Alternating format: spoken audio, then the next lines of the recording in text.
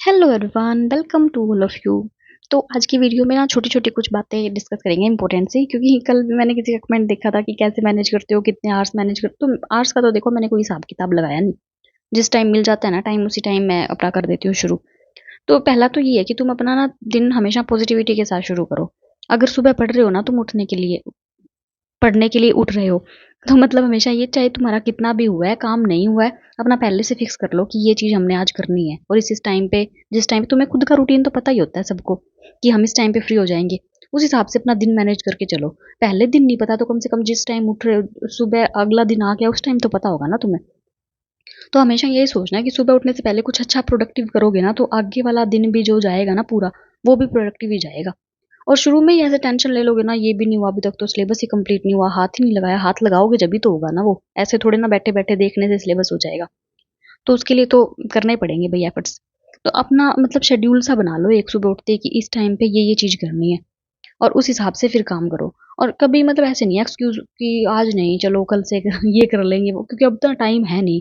मतलब मैं अभी कल भी देख रही थी शायद किसी का कि अभी कल नहीं आज ही देख रही थी शायद कि अभी तक पढ़ाई शुरू नहीं की, अब हो जाएगा क्या। तुम पता नहीं, या तो तुम हो नहीं सीरियस, तुमने देखी नहीं नोट, बाद में देखा है कि हाँ इसका पेपर भी होने वाला है। अगर देख लिया होता ना तो अपना कर देते तुम तक शुरू। तो ऐसा नहीं है कि जो काम तुमने मतलब सोच लिया ना कि ये इसकी तैयारी करनी है तो कम से कम उसको दो तो सही। और उसके बाद अपना काम भी तुमने तुम्हें पता है कि जो काम तुमने करना है ना वो करना ही है। ऐसे है कि अब कई जने ऐसे कहते हैं कि नहीं बच्चे भी हैं तो भाई वो तो है ही। अब इसमें थोड़े ना वो है कि जो काम तुमने सोच रखे है ना कि हमने करना है, अब ये काम घर का भी तुम्हें साथ में ही करना है। कोई मतलब जिसका है कि भाई शादी होगी और बच्चे भी हैं और काम भी करना है तो उसको चाहे तुम खुश होके करो चाहे दुखी होके करो, कैसे भी करो करना तो पड़ेगा ही। अब दुखी होके फायदा क्या, तुम पे नेगेटिव इम्पैक्ट तो तुम पे पड़ेगा ना, दूसरे पे तो नहीं पड़ेगा। वो हर जो बुरा मतलब काम खुद के साथ करोगे ना उसकी फिर खुद पे ही आएगी। जब तक रिलैक्स नहीं करोगे ना अपने माइंड को तब तक नहीं होगा। अब पता है भाई आसान तो नहीं होता है, देखो हो तो जाता है मुश्किल, सब चीजें मैनेज करना ना बहुत मुश्किल है। जितना दिखता है ना आसान उतना आसान है नहीं, लेकिन फिर भी करना तो है ही, कोई और सोल्यूशन तो है नहीं इस चीज का। तो अपने हमेशा फिक्स करके रखो कि इस टाइम हमने पढ़ना है, ये टाइम तो देना ही देना है। ताकि ना वो मतलब ब्रेन भी ना अपना एक वो बना के रखता है कि ये टाइम ब्रेन का भी तुमने सुना होगा मेलाटोनिन रिदमिक सेंटर बना के रखता है। अब तुम्हारे ब्रेन को कोई हिसाब किताब ही नहीं है, तुम कभी निकल जाते हो खाने के लिए कभी घूमने के लिए, तुम्हारा ब्रेन डिसाइड ही नहीं कर पा रहा है भैया किस टाइम क्या करता है। उसी हिसाब से ना ब्रेन अपना मैनेज करके रखता है शेड्यूल। तुम अगर डेली पढ़ रहे हो ना तुम देखना 10-15 दिन अगर डेली सुबह उठ के पढ़ने लगोगे ना खुद ही तुम्हें ऐसे नहीं लगेगा कि हाँ एक दो बार तो लगता है मुश्किल। अब जैसे कल भी मैंने देखा किसी का कमेंट आया हुआ था कि इतने बजे सोते हैं सुबह कितने बजे उठते हो।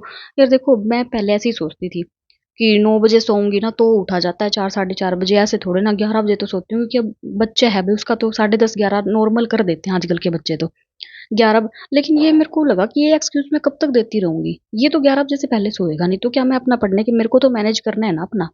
ये वो 8-8-8 की मैंने देखी थी एक टेक्निक की, 8 घंटे सो 8 घंटे पढ़ो और 8 घंटे एक्स्ट्रा। तो अब 8 घंटे सो जाएंगे तो पढ़ेंगे कब? 9 से लेके फिर वो तो 6 बजे तक तो 8-11 से लेके सोए रहेंगे। उसके बाद तो काम का टाइम हो जाता है हमारा। तो वो तुम पे डिपेंड करता है किस हिसाब से तुम मैनेज कर रहे हो।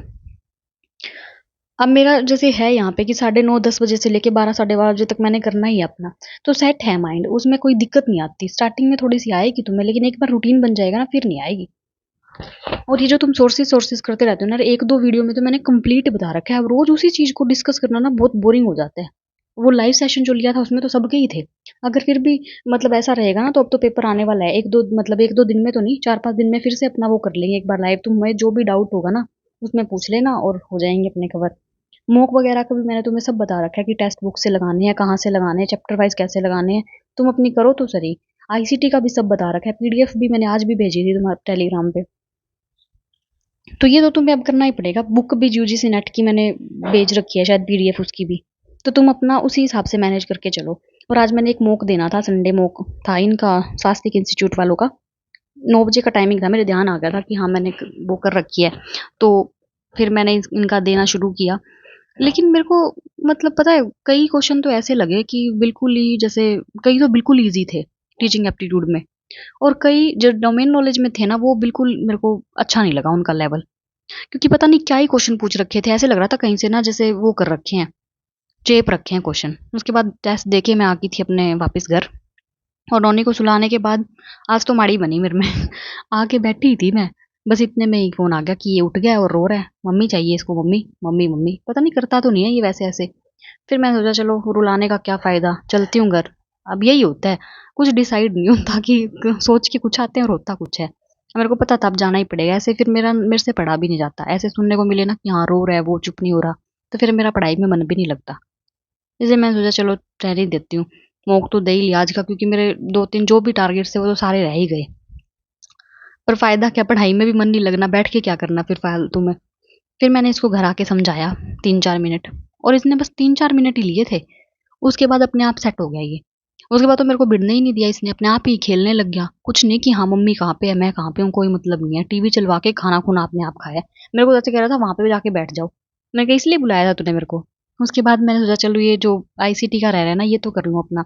ये क्वेश्चंस जो मैंने आज भेजे थे, मतलब एक मेरे को पीडीएफ मिली थी मेमोरी वाली। अब ये कुछ इंपॉर्टेंट टॉपिक्स हैं जिसके तुम्हें एमसीक्यू जहाँ से मिले जैसे मिले, थ्योरी अच्छे से कवर करनी है इसकी। लेकिन बस मेरे से इतना मैंने सोचा था, 2-3 जो सब्जेक्ट रह रहे हैं ना सारे कर लूँगी 1 डेढ़ घंटे में, लेकिन हुआ नहीं भई। जितना आसान दिखते हैं ना, घर पे उतना मुश्किल हो जाता है पढ़ना, क्योंकि बीच में ये आवाज़ें आती रहती हैं। और कभी कोई काम हो गया, काम भी दिखता रहता है तो वैसे नहीं पढ़ा जाता। तो फिर मैंने बस, मेरे को लगता है ये आईसीटी का ही अपना कंप्लीट किया था, और उसका रिज़ल्ट तो मैंने चेक किया मॉक वाले का, तो उन्होंने अभी अपडेट नहीं किया था। उसके बाद मेरा हो गया था सिर दर्द, तो मैंने कॉफ़ी बनाई थोड़ी-सी। हो ही जाता है, मेरा मतलब ऐसे होता है कि जो काम मैंने सोच रखा हो ना ऐसे करना, और फिर वो नहीं होता, तो ऐसे खुद ही भड़क हो जाती है, लेकिन अब कर क्या सकते हैं। कई बार तो मेरे से बिल्कुल भी ऐसे इमोशंस ना कंट्रोल नहीं होते, ऐसा इतना गुस्सा आता है मेरे को। पहले तो मैं इसके चेप देती थी एक आधा, पर अब मेरे को लगता है यार क्या फ़ायदा। ये लगता है मेरे को, यार मेरे को एक बात समझ में आई है कि ना, लड़की को माँ बनने के बाद है ना, माँ की सबसे ज़्यादा याद आती है। कई बार मतलब इस सिचुएशन में ना मेरे को ऐसे होता है कि यार जैसे ये कई बार नोनी बेकाबू हो जाता है ना कि मम्मी चाहिए, मैं भी ऐसे ही करूँ, बस मेरे को तो मम्मी चाहिए, मेरे को आगे पुचकारे, कोई मेरे को भी लाड करे, मेरे को भी समझाए। लेकिन क्या कर सकते हैं, अब रो तो नहीं सकते। बस यही है कि ऐसी कई बार सिचुएशन आ जाती है, समझ में ही नहीं आता कि क्या है। उसके बाद मैंने रिजल्ट देखा, इन्होंने अपलोड कर दिया था, तो मेरे इसमें 82 क्वेश्चन करेक्ट हुए। ऐसे मेरे को लगा ठीक आएगा, लेकिन फिर भी रहेगी कुछ कमी। ये देखो, ये क्वेश्चन मैं तुम्हें बता रही थी, मतलब ऐसे दे रखा था, पोएट्री पोएट्री का कोई जिक्र नहीं है, लेकिन फिर भी कहीं से जैसे ना कॉपी कर रखे हैं इन्होंने क्वेश्चन। इसमें एक्टिविटी पूछ रहे थे कि इस एक्टिविटी से कौन सा उनका बिहेवियर शो हो रहा है, लेकिन एक्टिविटी का कोई जिक्र नहीं है। तो डोमेन नॉलेज के मैंने छोड़ दिए थे कुछ क्वेश्चन। टीचिंग एप्टीट्यूड में मेरे 23 आए, डोमेन में 12, और एनईपी में 7 नंबर बने। और उसके बाद इसमें थे, इंग्लिश लैंग्वेज में 6 थे, हिंदी में 7, और कंप्यूटर में ठीक थे 12। मतलब मेरे को ईजी लगा कंप्यूटर का, वरना मेरे को इतनी आती नहीं है, लेकिन क्वेश्चन ईजी दे रखे थे। जनरल अवेयरनेस में 3 ही थे, क्योंकि कुछ पढ़ा ही नहीं था अभी तक। और रीजनिंग में मेरे 12 थे, 3 गलत हो गए। तो ये रहा मेरा आज का score. Thank you, take care, bye bye.